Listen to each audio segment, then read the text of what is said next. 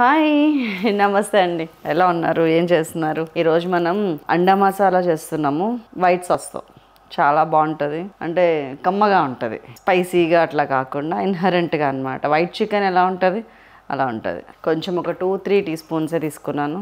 Oil తక్కువ తీసుకోవాలి దీనికి స్టార్టింగ్లో, ఎందుకంటే మళ్ళీ తీసుకునేది ఉంటుంది. సో కొంచెం తీసేస్తా, 1 టీ స్పూన్ చాలు. తీసేసా.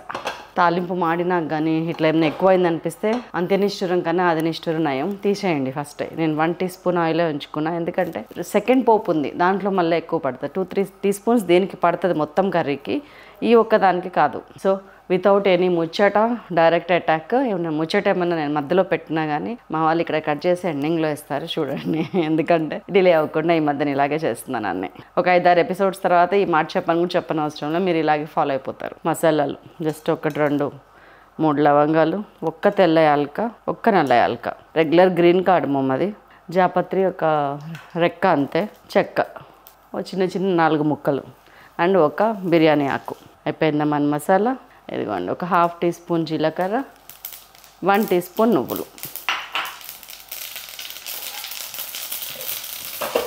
ఆ చిటపట్లాడింది అందులోనే పడాలి. అసలే పట్టు చీర కట్టిన ఈ చీర ఫంక్షన్కి వెళ్తా ఇంట్లో ఏ కర్రీ లేదు, నేను వెళ్ళిపోతే ఇంట్లో వాళ్ళు ఆగమైపోతారని గబగబా చేసి వెళ్ళిపోతుంది. జడ కూడా ఇంకా వేసుకోలేదు. అండ్ ఇదిగోండి 1 ఆనియన్, పెద్ద ఆనియన్ ఒకటి. ఆహా, జీలకర్ర భలే వాసన వస్తుంది. ఈ స్మెల్ కోసమే కదా ఈ masala, and taste of course. కొంచెం 1 టీ స్పూన్ గసగసాలు, అవి అందులో వేస్తే ఇంత చిట్పట అంటాయని ఆనియన్లో వేసిన. కొద్దిగా పచ్చిమిర్చి, ఒక 4-5, ఒక 5 వెల్లుల్లి రెబ్బలు, ఒక 2 అల్లం చిన్న ముక్క, 1 ఇంచ్ ముక్క 4 ముక్కలు కట్ చేసిన నేను అంతే. చాలా simple and easy and tasty అండి రెసిపీ. కొంచెం కొత్తిమీర వేద్దాం.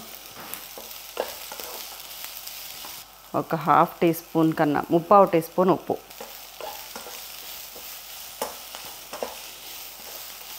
దీనిలో ఒక 200 ml వాటర్ పోసేస్తున్నాను.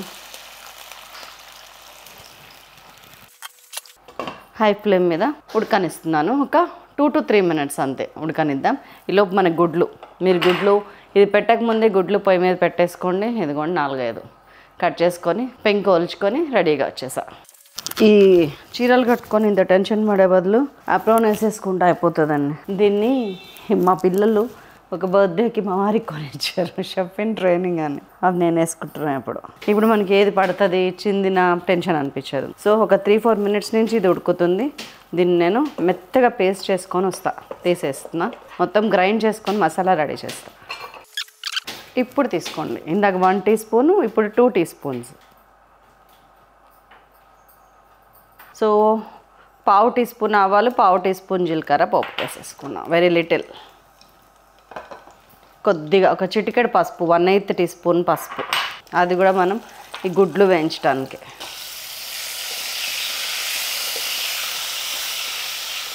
అన్నీ 1 by 1 వేసేసుకోవచ్చు అండి, ఎందుకంటే ఉత్త ఆయిల్లోనే కాబట్టి టక్ అయిపోతుంది. కొద్దిగా మెంతి కూర మర్చిపోకండి, ఒకవేళ మెంతి కూర లేకపోతే ఈ టైంలో కసూరి మేతి లాస్ట్కి వేయండి. ఆ ఫ్లేవర్ టేస్ట్ రావాలి ఎట్టి పరిస్థితుల్లో.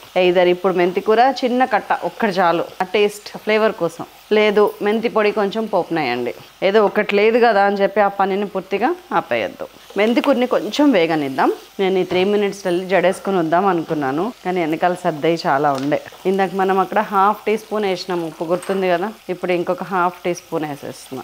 1-2 పచ్చిమిరపకాయలు, అక్కడ 5-6 వేసినాం. జస్ట్ లిటిల్ కారం, 1/2 టీ స్పూనే కారం కూడా. అండ్ ఇవి లైట్గా బాయిల్ చేసిన గ్రీన్ పీస్, పచ్చి బఠానీ. మూత పెట్టేస్తున్నా 1 మినిట్, జస్ట్ 1 నిమిషం, జస్ట్ 1 మినిట్. మన మిక్సీలో వేసుకొచ్చిన మసాలా ఇప్పుడు కొంచెం హైలో పెట్టి ఒక్కసారి తిప్పేసి కొంచెం ఈ మసాలాతో పాటు ఎగ్స్ని ఫ్రై అవనిద్దాం. ఫ్రై అంటే నా ఉద్దేశం నీళ్ళు ఇప్పుడే ఏం పోయకుండా జస్ట్ మూత పెట్టి అట్లా మగ్గనిద్దాం.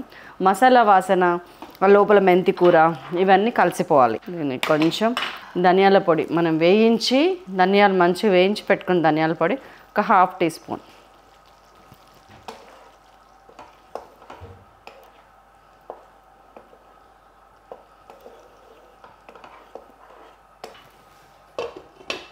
మూత పెట్టేసాను.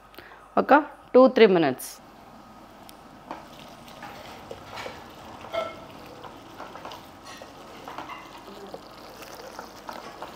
టూ 3 మినిట్స్ అయింది. వచ్చి కొంచెం పాలు పోస్తున్నాను, ఒక 100 ml.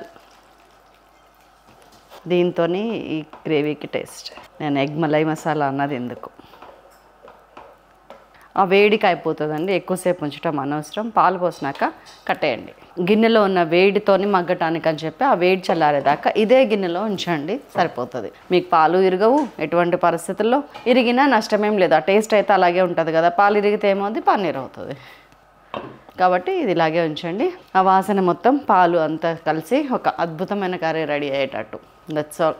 Egg malai masala ready అయిపోయింది. దీని టేస్ట్ నెక్స్ట్ లెవెల్ ఉంటుంది. అన్నంలోకి, chapati, paratha, puri, what not, regular చేసే కర్రీ కాకుండా. వా, కొత్తిమీర వేసేస్తున్నాను.